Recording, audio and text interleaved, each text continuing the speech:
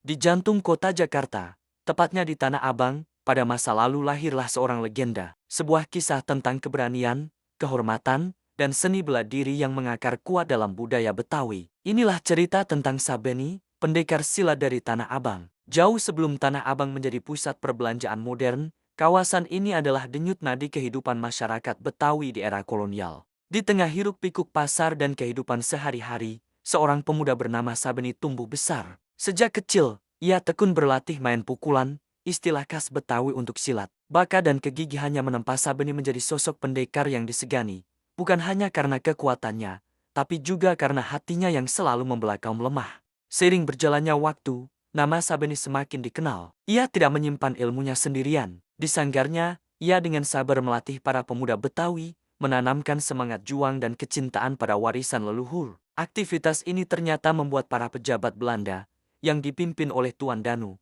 merasa resah. Mereka khawatir semangat perlawanan akan tumbuh di kalangan pemuda. Untuk menghentikan pengaruh Sabeni, Belanda mendatangkan seorang jagoan kuntau dari Tiongkok. Pertarungan besar pun tak terhindarkan. Kabar duel akbar antara Sabeni dan jago kuntau menyebar ke seluruh penjuru Batavia. Di hadapan ribuan pasang mata, dua ahli bela diri dari budaya yang berbeda saling berhadapan. Sang jago kuntau bergerak dengan cepat dan lincah, namun Sabeni tetap tenang. Dengan jurus-jurus andalannya yang khas, seperti kelabang nyebrang dan merak ngigel, Sabeni mampu membaca setiap serangan lawan. Dalam sebuah pertarungan yang sengit namun penuh kehormatan, Sabeni berhasil mengalahkan lawannya, membuktikan keunggulan silat Betawi.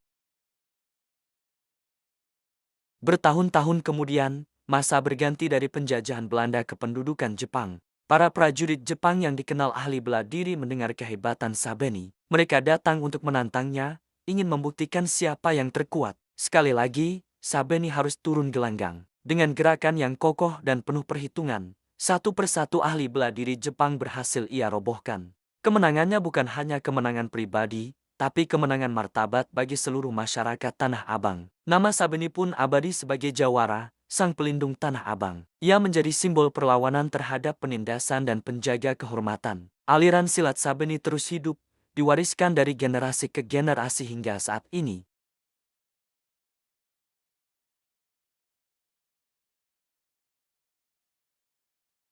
Terima kasih sudah menonton. Jangan lupa untuk subscribe dan bagikan cerita ini agar semakin banyak yang mengenal legenda pahlawan kita. Sampai jumpa di video berikutnya.